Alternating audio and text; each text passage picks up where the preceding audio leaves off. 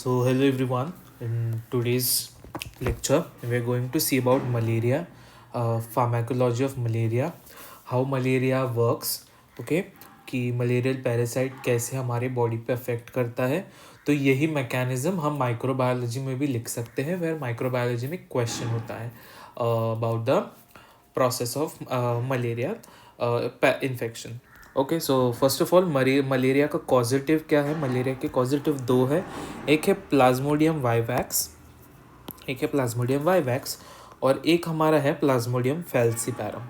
जिसमें से जो प्लाज्मोडियम वाइवैक्स है ये हमारा माइल्ड नहीं बोल सकते, ये हमारा ये मलेरिया देता है. और जो फैल्सीपैरम है ये सीवियर मलेरिया देता है.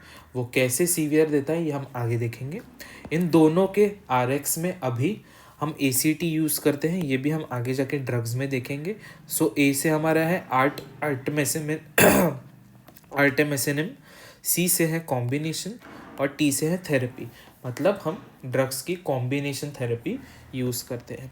तो ठीक है, सबसे पहले हम लोग प्लाज्मोडियम वाइवैक्स का जो साइकिल है, मैकेनिज्म ऑफ एक्शन है, वो देखेंगे. सबसे पहले है pre erythrocytic cycle. So word को ब्रेक डाउन करेंगे. प्री यानी बिफोर और एरिथ्रोसाइटिक मतलब RBC का. सो मतलब RBC में अफेक्ट करने से पहले ये क्या साइकिल कंप्लीट करता है वो हम देखेंगे. सो सबसे पहले हमारा आया मलेरियल स्पोरोजॉइट. ये स्पोरोजॉइट क्या करेगा, ये स्पोरोजॉइट जाएगा लिवर में. ये हमारा लीवर है. ओके, ये हमारा लिवर है. सो लिवर में जाके ये मीरोजॉइड बनाएगा स्पोरोजॉइड. कितने मीरोजॉइड बनाएगा, फॉर एग्जांपल इसने 100 मीरोजॉइड्स बनाए. तो अभी 100 में से जो 90 मीरोजॉइड है ये लिवर से बाहर निकलेंगे और जाएंगे सर्कुलेशन में. और 10 मीरोजॉइड्स है ये लिवर में ही रहेंगे इन द फॉर्म ऑफ हिप्नोजॉइड. ये हम आगे देखेंगे. तो ठीक है, अब नीचे मैंने लिखा हुआ है इसका mechanism. Sporozoite comes in liver and gets converted to merozoite. Okay, for example 100 merozoites are formed in liver. तो उसमें से 90 रिलीज होंगे और 10 merozoites stay in the liver as hypnozoites. अभी क्या करेगा merozoite सर्कुलेशन में गया. सर्कुलेशन में जाके ये क्या करेगा, this will attack the RBC और फिर RBC में मच्योर होगा. RBC में मच्योर होके इसका जो मच्योर फॉर्म होता है मीरोजॉइड का उसे बोलते हैं ट्रोफोजॉइड. अब ये ट्रोफोजॉइड क्या करेगा, डिवाइड होके फिर से मैनी मीरोजॉइड्स बनाएगा RBC में. ये आप देख सकते हैं यहाँ पे मीरोजॉइड से बना ट्रोफोजॉइड, फिर ट्रोफोजॉइड ने फिर से काफ़ी मीरोजॉइड्स बनाए. अभी ये मीरोजॉइड क्या करेंगे, ये मीरोजॉइड पूरा RBC में भर जाएंगे. ओके, अभी ऐसा पूरा RBC भर गया हमारा. तो ये RBC क्या करेगा, ये RBC रप्चर करेगा. फिर ये मीरोजॉइड फिर से ब्लड में आएंगे और दूसरे RBC में घुसेंगे. ऐसे ही वो साइकिल कंटिन्यू करते रहेंगे और दूसरे RBCs को डिस्ट्रॉय करते रहेंगे जब तक हम उसमें कोई ड्रग इंटरवेंशन ना करें. ये जो RBC वाली साइकिल है जो एक बार सर्कुलेशन में आने के बाद होती है, इसे बोलते हैं एरिथ्रोसाइटिक साइकिल. ठीक है, इसके आगे का भी हम देखेंगे. तो जैसे मैंने बोला था कि 10 मीरोजॉइड जो है वो लिवर में रहते हैं और लिवर में क्या बन जाते हैं, लिवर में बन के ये बन जाते हैं हिप्नोजॉइड्स. ठीक है, हिप्नोजॉइड बन जाते हैं. अभी ये साइलेंटली रहेंगे लिवर में, they stay silently in the liver. अब लिवर में साइलेंटली रहने के बाद ये क्या करता है कि ये कंडीशंस देखते हैं. ओके, अभी सर्कुलेशन में इनफ मीरोजॉइड्स है तो शांत वैसे ही लिवर में रहेंगे. जैसे ही सर्कुलेशन के मीरोजॉइड कम हो जाएंगे वैसे ही these get converted again to merozoite. ये फिर से मीरोजॉइड बन जाएंगे. ठीक है, फिर ये जो साइकिल है, ये जो रिमेनिंग 10 मीरोजॉइड्स वाली साइकिल है, इस साइकिल को बोलते हैं एक्सो एरिथ्रोसाइटिक साइकिल.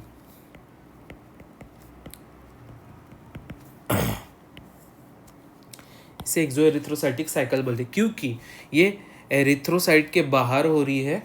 ओके, बट पहले नहीं हो रही, ये बाद में हो रही है, इसलिए इसे एक्सोएरिथ्रोसाइटिक साइकिल बोलेंगे।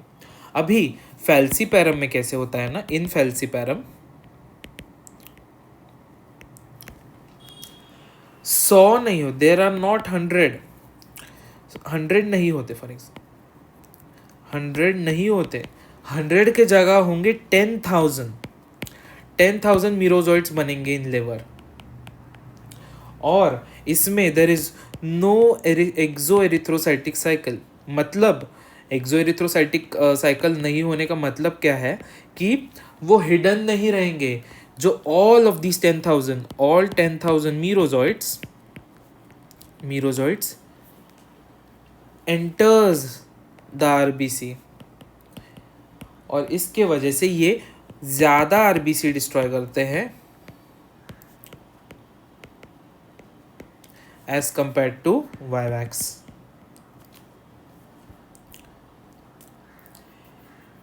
फिर इसकी वजह से क्या होगा, ज़्यादा आरबीसी डिस्ट्रॉय होंगे तो क्या होगा, हीमोलाइसिस होगा। मतलब हमारे आरबीसी जब रप्चर करेगी तो आरबीसी में क्या होता है, हीमोग्लोबिन होता है। फॉर एग्जांपल ये मेरा आरबीसी है, आरबीसी में है मेरा हीमोग्लोबिन। अभी हीमोग्लोबिन आरबीसी हुआ रप्चर, तो ये हीमोग्लोबिन आएगा बाहर। अभी हीमोग्लोबिन बाहर आएगा तो ऐसे घूमते तो नहीं बैठेगा, हीमोग्लोबिन को एक्सक्रीट होना पड़ेगा। तो क्या करेगा, हीमोग्लोबिन आएगा यूरिन में।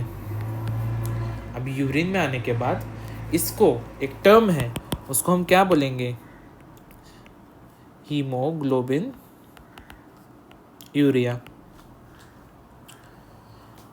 हीमोग्लोबिन यूरिया होना, इसको और एक शब्द है, इसको ब्लैक वाटर फीवर भी बोलते हैं, क्योंकि हमारा जो यूरिन का कलर है इट्स डार्क रेड कलर, तो इसे ब्लैक वाटर फीवर भी बोलते हैं। ऑब्वियसली इसकी वजह से फीवर आएगा। Okay, HB urine also causes cerebral fever. मतलब बोलते हैं ना की अरे उसके त्याच्या मेंदूपर्यंत ताप पोचला, उसके दिमाग तक बुखार पहुंच गया है। It is very harmful. अभी ये बुखार कैसे आता है, I tell you in short. तो ये जो साइकिल है of getting converted, for example ये जो आरबीसी रप्चर होते हैं हमारे, ठीक है, तो these take 24 hours, these take 24 hours. ये साइकिल जो है 24 आवर्स लेगा। एवरी 24 आवर्स के बाद मीरोजॉइड्स रिलीज होंगे, एवरी 24 आवर्स के बाद मीरोजॉइड्स क्या होंगे, रिलीज। तो ये जब आरबीसी रप्चर होएगी तब फीवर आएगा। तो इसको कब कितने घंटे लगते हैं, इसको लगते हैं 24 घंटे, 24 आवर्स। दैट्स वाई जब भी किसी इंसान को मलेरिया होता है तो वो क्या कंप्लेन करेगा कि एक तो शाम को ही बुखार आता है या फिर दोपहर को ही बुखार आता है, वो टाइम फिक्स रहेगा। इट इज़ कैरेक्टराइज बाय, सबसे पहले क्या होगा, there will be extreme chills, सबसे पहले ठंडी भरेगी, उसके बाद आएगा fever. Fever will last up to 1 to 2 hours, 1 से 2 घंटा। उसके बाद फीवर ऑटोमेटिकली कम हो जाएगा, भले ही आप पैरासीटामोल खाए या नहीं खाए। इसके बाद आएंगे प्रोफ्यूज्ड स्वेटिंग। ओके, सो ये 24 आवर्स लेता है, इसलिए जब भी किसी को मलेरिया होता है तो एक ही टाइम पे उसको रोज़ बुखार आएगा। वो क्या पेशेंट्स कंप्लेन कैसे करेंगे कि पूरा दिन बुखार नहीं आता, बस रात को आता है, दिन में कभी नहीं आता, बस शाम को बुखार आता है, या फिर सिर्फ सुबह बुखार आता है। तो that is how patients complain and this is the reason कि वैसा होता है। ओके, अभी पहले क्या होता था कि एक ड्रग है क्लोरोक्वीन देते हैं यूजुअली, डीओसी है। किसके लिए डीओसी है, हमारे मलेरिया के लिए। बट ये पी वाईवैक्स के लिए ही देते हैं। बट इसमें भी क्या होता है ना कि ये सिर्फ आरबीसी वाले मीरोजॉइड को किल करेगा, ओनली किल्स आरबीसी मीरोजॉइड। जो हमारे लिवर में हिडन बैठे हैं इनको नहीं कर पाएगा। इसलिए जब भी क्लोरोक्विन लेते थे उसके बाद प्रेमाक्विन का कोर्स कंप्लीट करना ज़रूरी था, बिकॉज प्रेमाक्विन ही लिवर के मीरोजॉइड्स को किल कर पाएगा। ओके, ड्रग्स के बारे में हम पार्ट 2 में देखेंगे।